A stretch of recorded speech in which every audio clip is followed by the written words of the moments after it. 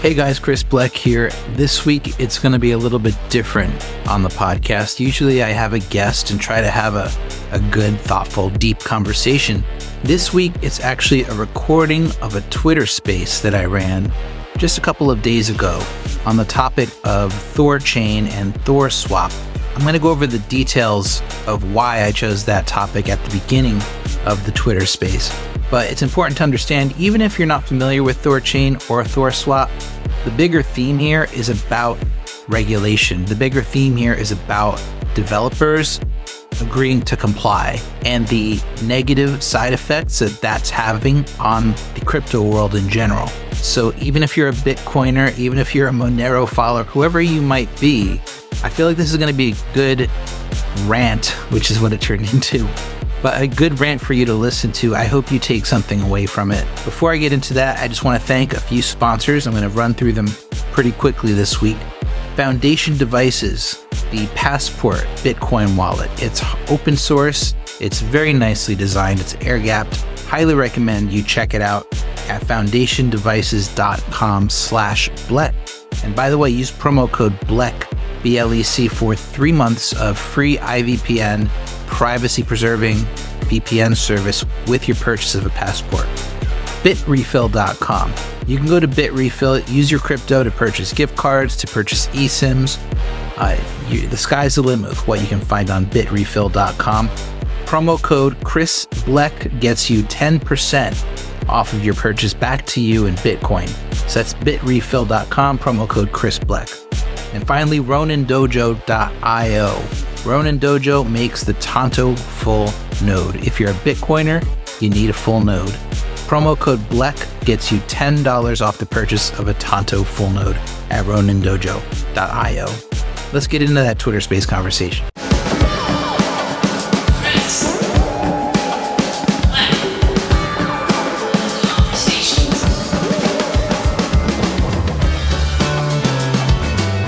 All right, so listen, people are filtering in, which is good. I would like to have a conversation and not just a rant, if possible. So, I'm angry. I'm frustrated. Honestly, it's not at THORSwap, though.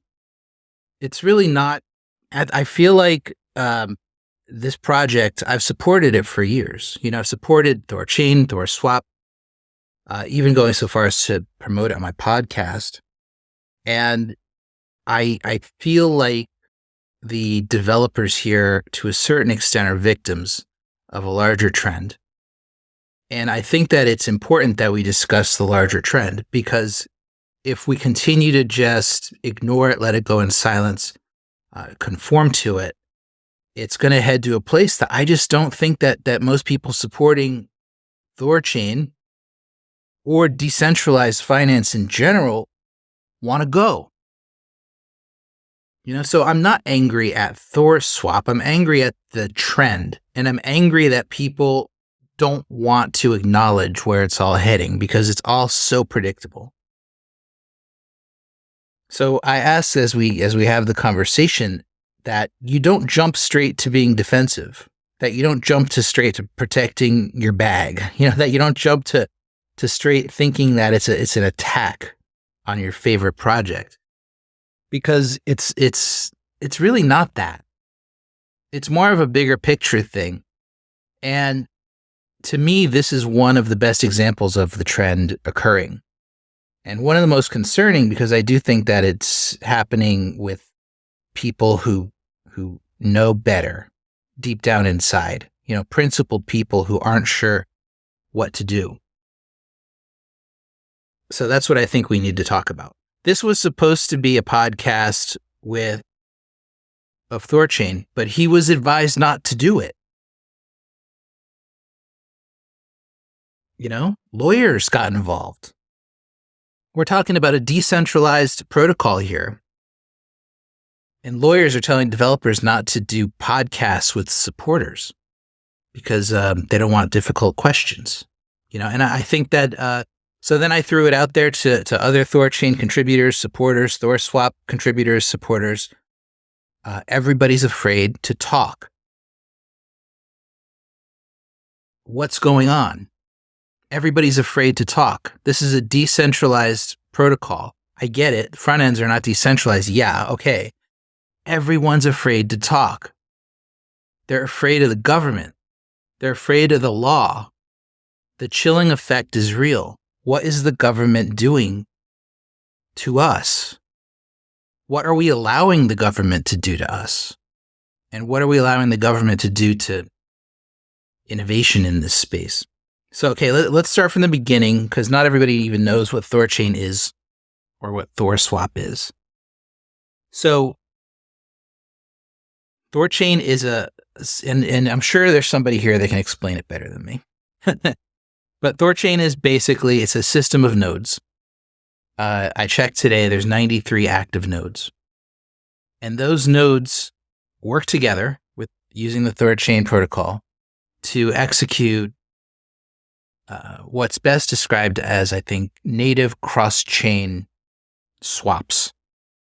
Okay, so swaps across chains. So think it's like Uniswap, but across blockchains. Bitcoin to Ethereum, Litecoin to Dogecoin. Okay, you're not wrapping the tokens. You're literally taking Bitcoin from a wallet that you own, a self-custodial wallet. You're putting it through ThorChain, through this system of nodes, and it's coming out the other end as whatever other crypto you want that ThorChain supports in the same dollar value based on the dollar values that ThorChain nodes come up with, okay, which are generally pretty accurate.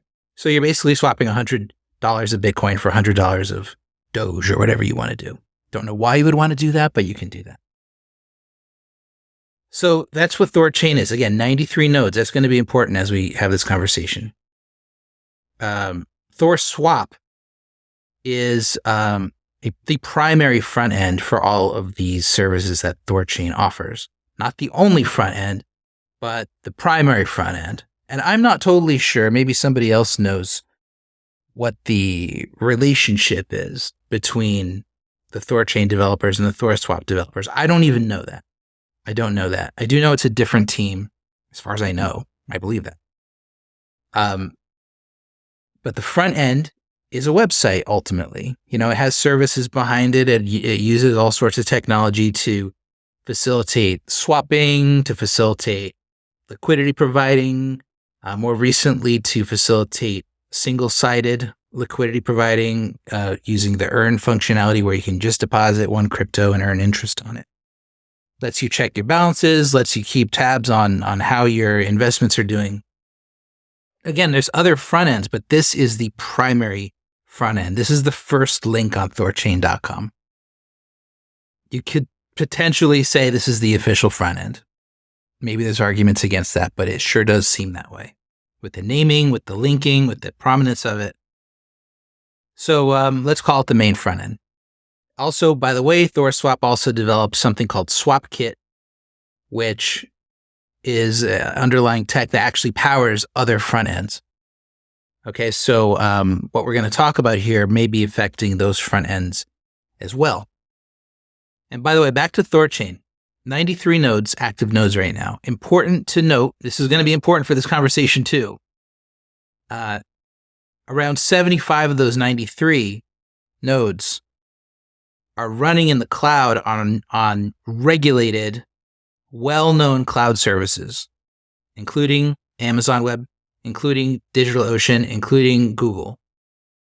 75 out of 93 are running on AWS, DigitalOcean, or Google. 2/3 of the nodes are required for consensus to make any change to THorChain, to modify the logic, to halt it if there's a bug, which it's done in the past, can shut it down for any reason, including if a government requests it. Okay, 2/3 of nodes, as far as I know, and again, I'm doing this publicly because I want to be corrected if I'm wrong. 2/3 of nodes could come together to make any change, including adding a protocol level blacklist. And that blacklist could be from anywhere. It could be from the government. It could be from Chainalysis. It could be wherever. Okay, so that's important because 75 out of 93 nodes are on AWS, DigitalOcean, or Google. Okay, those three or any one of them could come and say, ThorChain, you need to do this or we're going to bounce all your nodes off. We'll talk about that more in a minute. Okay, so what happened? Why are we here? And again, as I'm talking, I'm doing this on Twitter Spaces as well as recording for podcast. And I invite anybody to request the mic if you have a relevant question, comment, you want to just chime in, you want to correct something. Don't want promotion for other projects. Don't want that here. So please just keep it on topic if you do want to say something. I want that. I want you to talk to me.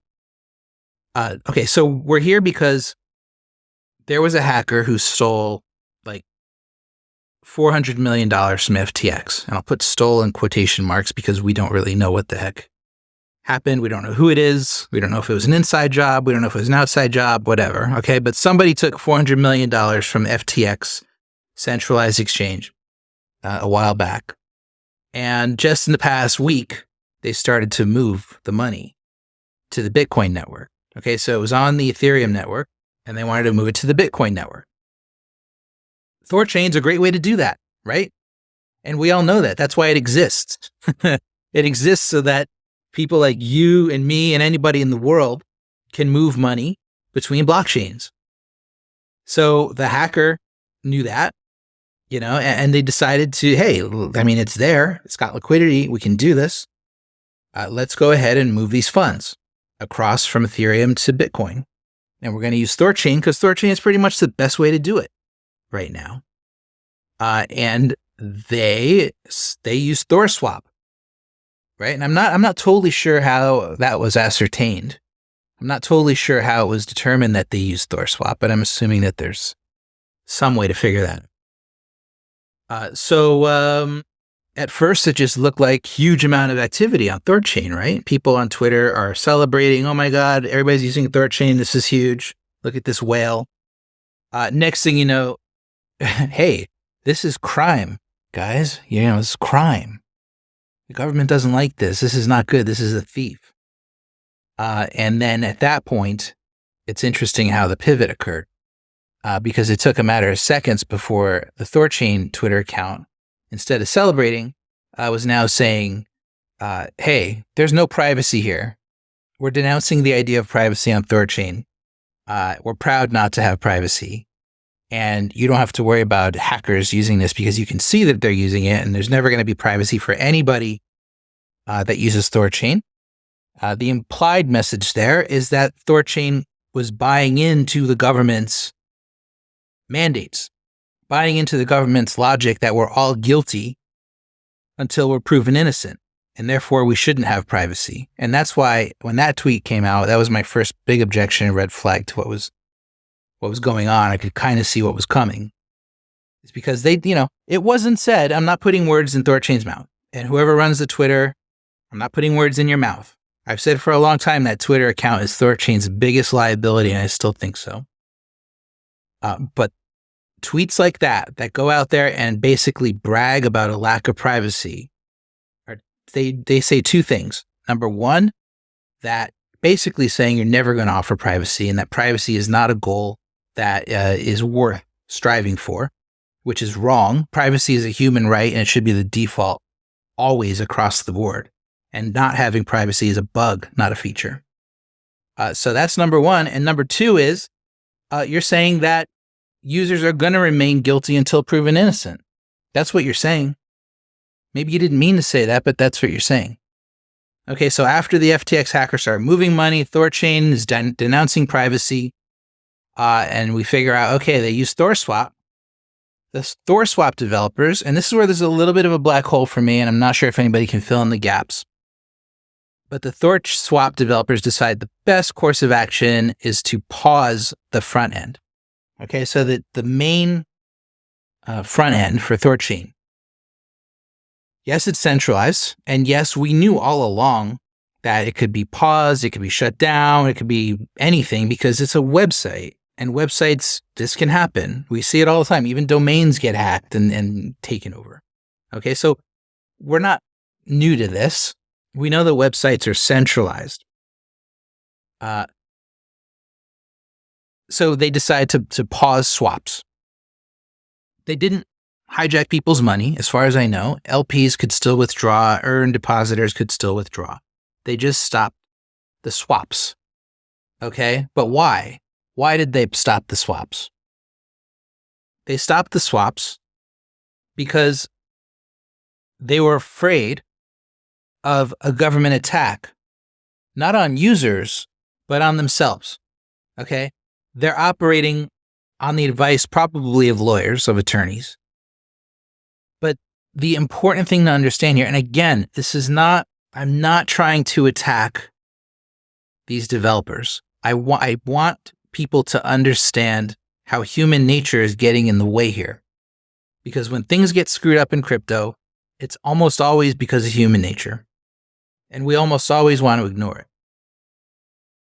But these developers went into self-preservation mode. Nothing they've been doing over the past week has been about protecting you. It hasn't been about that. It's been about protecting themselves. Because everybody goes into that mode if they're able to. If the opportunity is there to keep your family from suffering, to keep you from suffering, to keep your bank account from suffering, if there's a way to do that, 99,999 times out of 100,000, that's going to happen because that's what humans do. Okay, so these guys went into self-preservation mode. And in doing so, they traded away some of your rights in order to preserve their own. And that's what happens when you have centralized control and you're able to do that. Okay, it's totally predictable. We all knew this could happen. We all knew that this type of thing could happen with THORSwap. We all knew we could have seen if we'd tried, and this is the stuff I do all day, every day, is like extrapolate, okay, what happens if that attack happens? Okay, THORSwap's probably going to start to trade away our rights for their self-preservation. And that's what happened. And when I say trade away our rights, I say because now it's relaunching and it's going to have a screening service. It's going to have a blacklist that's going to block our addresses from using THORSwap that the government does not approve of. And when I say the government, I'm talking about the US and EU governments, I assume. I'm not totally sure how these blacklists work from Chainalysis, TRM Labs, etc. But THORSwap has now agreed to enforce the rules that are being set by the government and by the regulators that created the entire banking system that we are supposed to be trying to escape. THORSwap has agreed to become basically an agent of the government in that regard. Okay? So this is where it gets tricky. This is where it gets hard to explain and understand and come to terms. Okay, but I would love to be able to do that. I would love to be able to talk about this in a way that we can all relate to. Okay, so what's wrong here?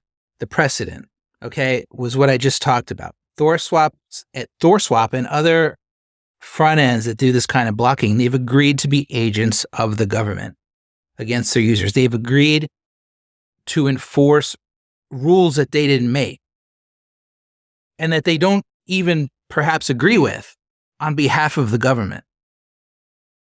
And so like today, this might look logical, right? To a lot of people. Oh, we're just blocking hackers and thieves, right? That's what the government wants us to do. What's the problem with that? That's not the precedent that's being set here. That's not what you've agreed to do. You have not agreed to only block hackers and thieves. You've agreed to block anyone that the government tells you to block. You've agreed to block anyone that the government doesn't approve of. That is not just hackers and thieves. And if you don't do what they tell you to do, if you don't continue to be an agent of the government, you will suffer. You'll be back in self-preservation mode, trying to figure out how to save yourself. This is the agreement that THORSwap and Uniswap and any other front-end companies are agreeing. This is the agreement that they're making with the government. They will now and forever be agents of them, and they will do whatever they ask them to do.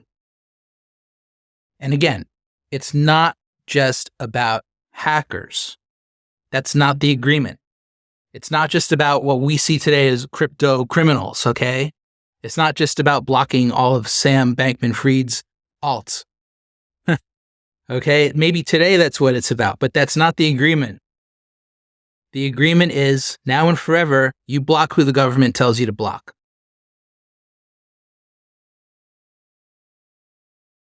Last year, it was only last year, the Canadian Freedom Convoy protests in Canada, in Ottawa, and across the country, really. People were protesting against the government trying to force them to receive a medical procedure before they could make a living, before, for them to be able to feed their families. If you're in the US, it was not like this. Up there, it was a different story. They needed to protest. They wanted to preserve their bodily autonomy, their freedom to choose whether or not you decided to get that jab.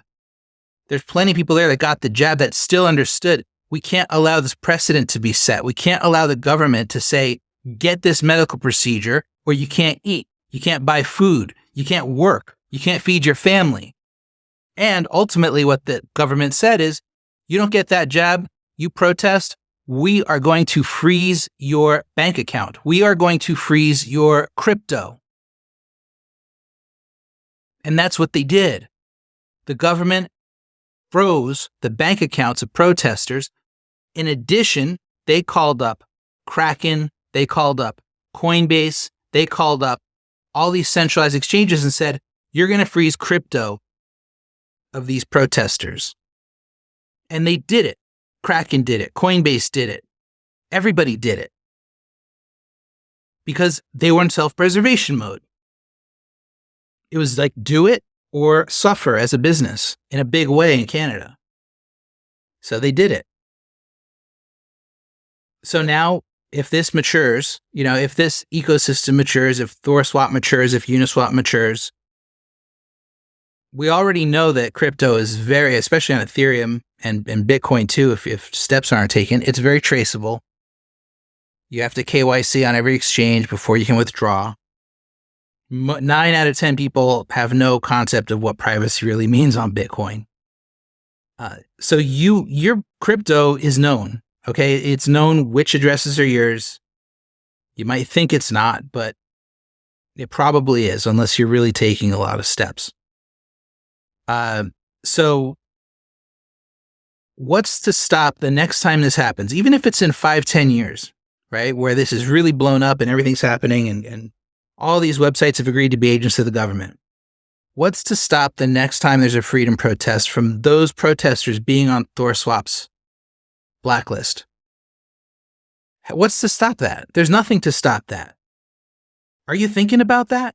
Are you thinking about what's going to happen when there's dissidents in another country, when there's protesters that are protesting an immoral government somewhere in Asia or Africa who refuse to comply with immoral and illegitimate governments? Are you ready to add them to your blacklist because governments told you to do it? Are you ready to? And by the way, it's not just about their governments, it's about the US government, it's about the EU government. There's a war going on right now in Israel. Okay? Are you ready to, you can be super passionate about one side, but are you ready to block supporters of the side that you're on if your government tells you you have to? Because that's the deal you're making right now. This isn't a fairy tale. This is reality. This is what happens. This is how banks work. This is how exchanges work. This is what you've now agreed to. This is what THORSwap has agreed to. This is the deal that was made. Who remembers WikiLeaks a few years ago when the US government did everything it could to stop people from donating to WikiLeaks. Froze bank accounts, froze PayPal accounts, froze every kind of account possible. The only way people could donate to WikiLeaks was with Bitcoin. That was it. Because Bitcoin is censorship resistant. Now, regardless, WikiLeaks, personally, I think it was a wonderful thing that happened. It's journalism. It's important. It exposed so much stuff that we needed to know, that we had the right to know as individuals. The government disagreed because the government wants to hide their secrets. And the government also controls the rules of these blacklists. So now THORSwap has agreed that it will block accounts of organizations like WikiLeaks in the future when the government tells it to. Is that what this is all about? Is that what we're doing here? Do you really want to defend that? Is that really why you're in crypto? Now, I get it. This is just THORSwap we're talking about. It's not ThorChain. Okay, but ThorChain is susceptible to this kind of problem. And if we don't, at this point, if we don't say that this is terrible, then we're setting the table for that conversation to happen when it comes to the protocol. Like I said before, ThorChain has 93 active nodes, and at least 75 of those are on what I'll call regulated cloud services like Google, AWS, DigitalOcean. Those nodes, there's a lot of money tied up in those nodes from the node operators. Those node operators don't want to lose their money. They don't want to get slashed. They don't want to have problems.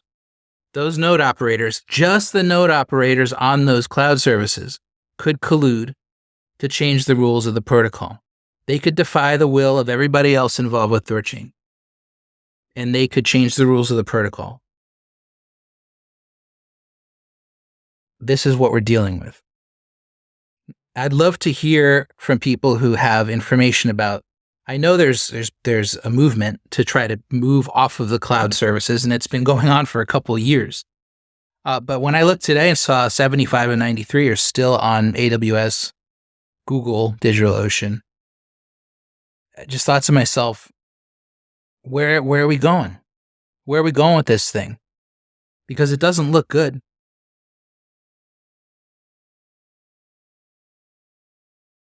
The developers are doxxed and known. We've seen Tornado Cash. We've seen issues with having that situation. It's not good. This is the trend, though. This is the trend, and it's predictable. But the big thing from Taylor Monahan of Consensus, she's had a lot to say about this. And she is of the opinion that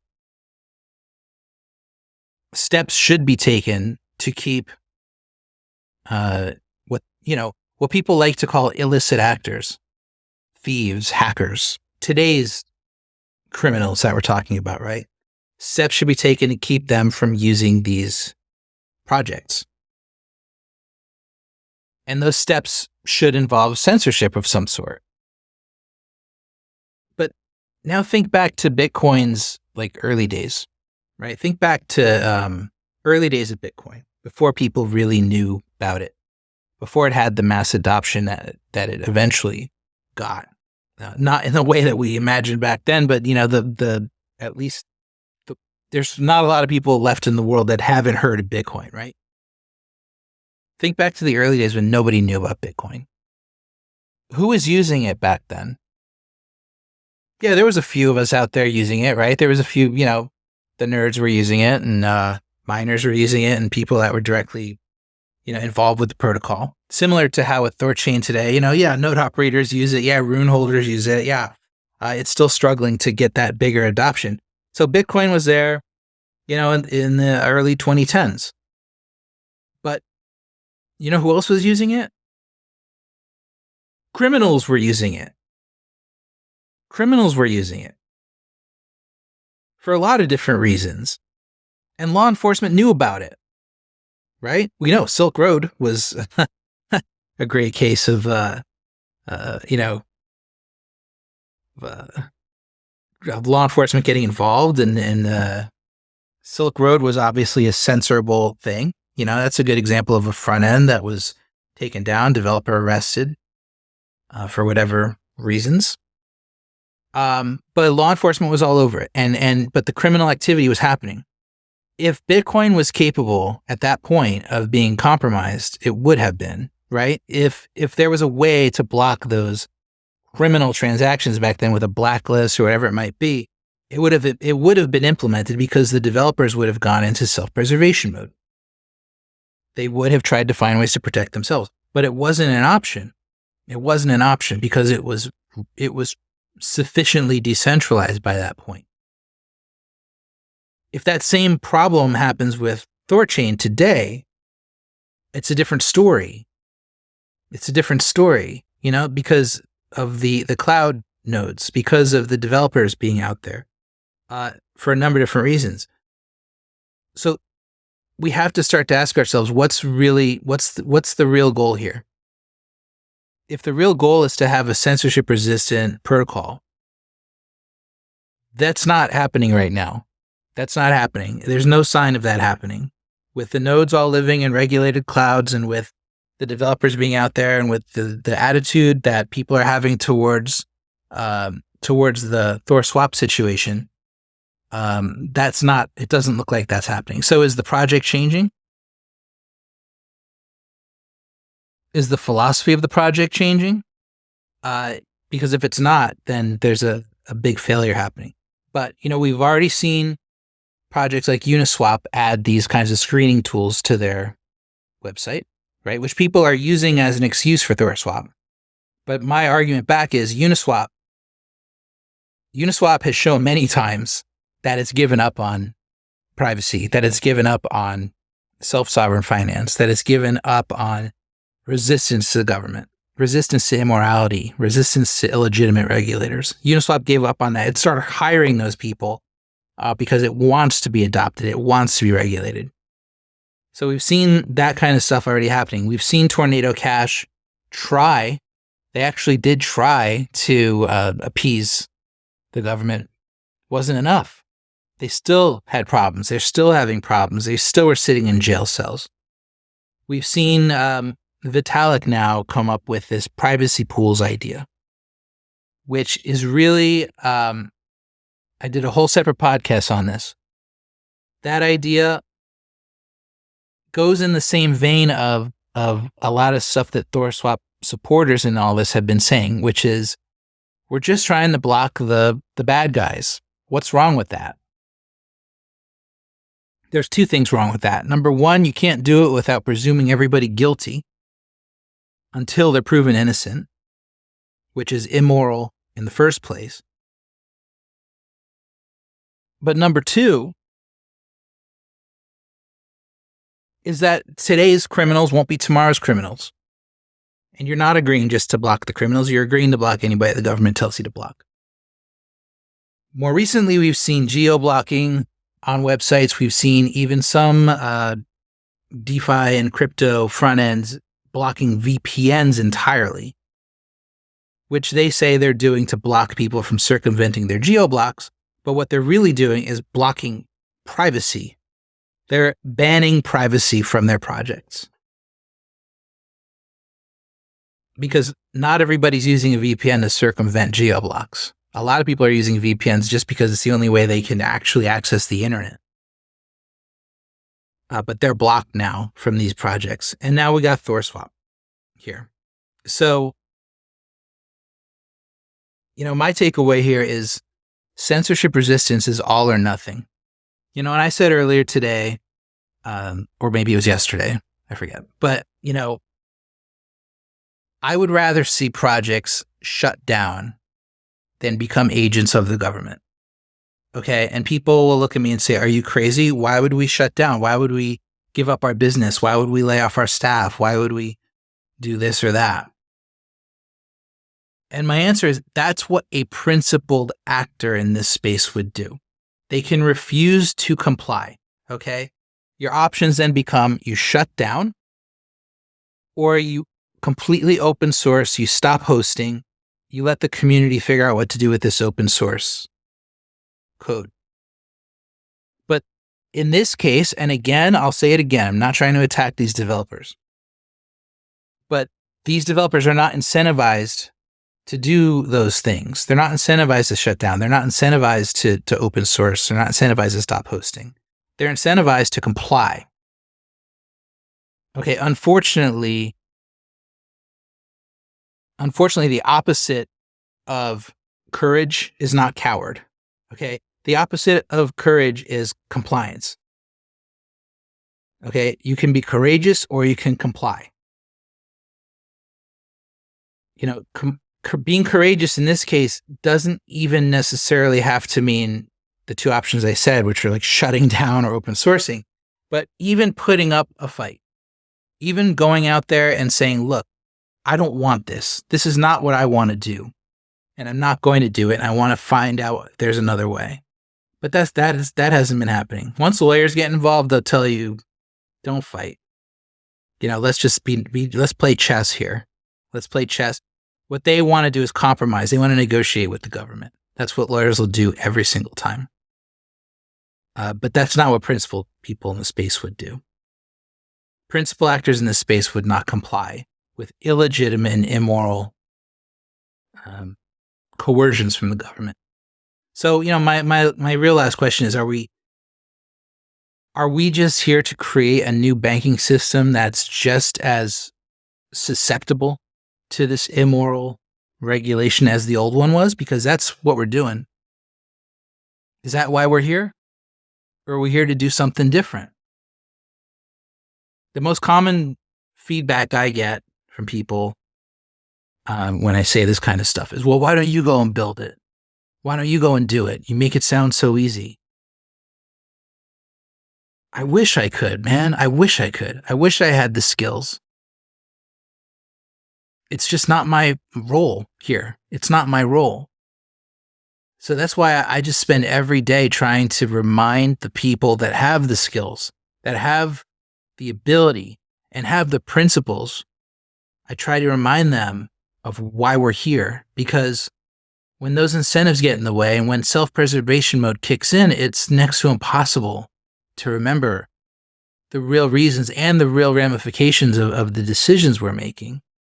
So I just try to make it my role to do what I can instead of just sitting on my hands, instead of just watching and just being depressed about it. What I would rather do is raise the issues, have these conversations. I take the bullets from people who think that I'm just a loudmouth, every day, all day, because I just think that there's something more important that needs to be considered here. And that is, what are we building? And what are we not building? What are we refusing to build?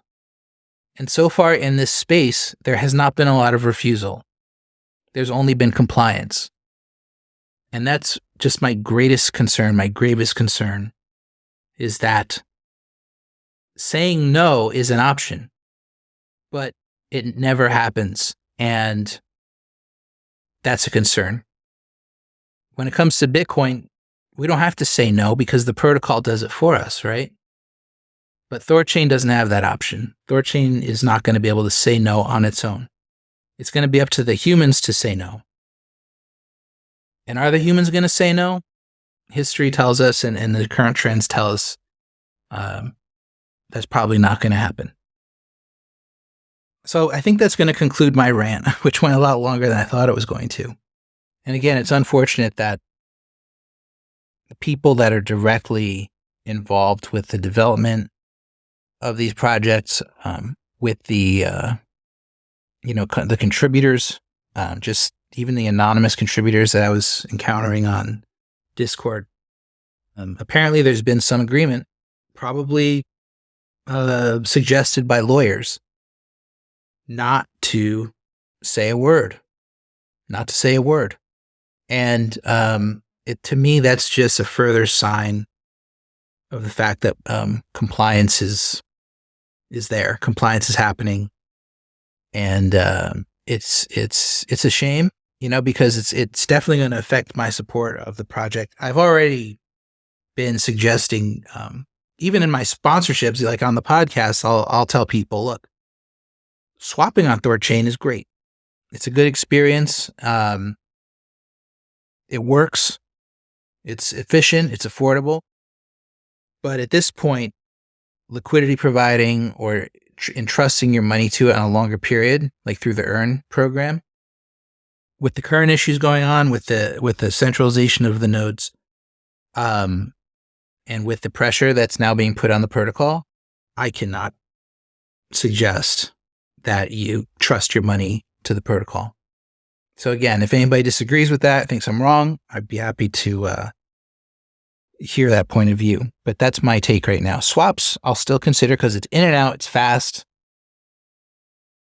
But liquidity providing, no, I wouldn't do it. And Earn, I wouldn't do it. And even swaps, I wouldn't do through THORSwap. Right? I haven't used Asgard X yet, which is the open source desktop application to do ThorChain swaps, which I'm going to be looking at next. I'm interested in that. I'm interested in self-sovereign ways to use the protocol, but it still doesn't change the fact that the nodes have that centralization issue. And if pressure was put on them, they could make a change in a heartbeat without you knowing it, and your money could get frozen, which has happened in the past. Again, when there's been hacks, bugs, the nodes have colluded to halt the chain to prevent further funds from being drained or the bugs from being exploited.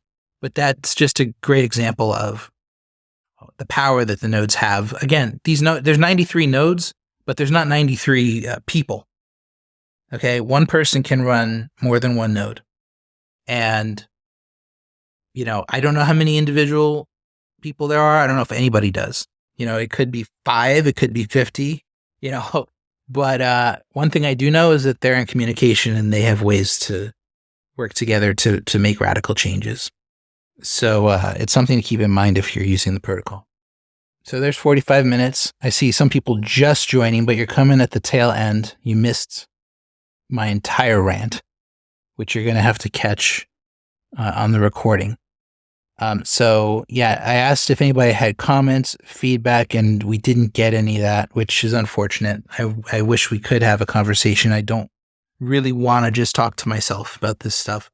The key players basically refused to engage on the issue at the advice of their lawyers, which to me is just another signal of the problems that we're seeing here.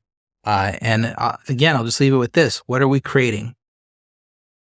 Are we creating a new banking system that is going to have the same problems as the old one? Or are we refusing to do that? By continuing to comply, we're continuing to say we're going to be agents of the government. We're going to do what the government says. That's what banks did. That's what centralized exchanges did. Is that what we're going to do too? I hope not.